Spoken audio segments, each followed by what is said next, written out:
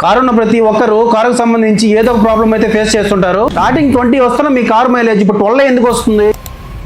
Excellent గా ఉన్న మీ car pickup ఇప్పుడు ఎందుకు డౌన్ అయింది? కంప్లీట్ స్మూత్ గా ఉన్న మీ వెహికల్ ఇప్పుడు ఎందుకు లేదు? కారు కొన్నప్పుడు లేని ఇంజిన్ వైబ్రేషన్ ఇప్పుడు ఎందుకు వస్తుంది?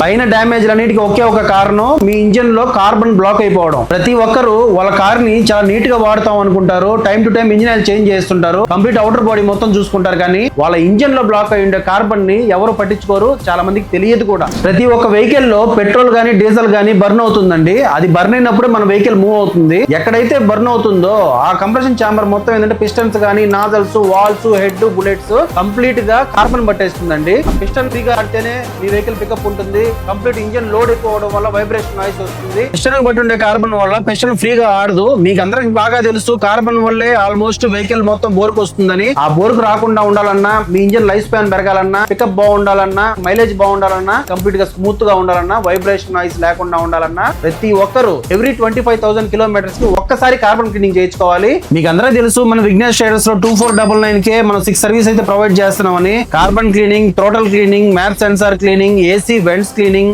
Diesel additive oil, air filter, AC filter cleaning and battery terminals cleaning అని చేస్తున్నాం. మీరు కూడా మీ కార్ కి కార్బన్ క్లీనింగ్ చేయించుకోవాలనుకుంటే మాత్రం అడ్రస్ తెలుసు కదా, Vignesh traders, ISKCON city road, opposite Hanuman junction.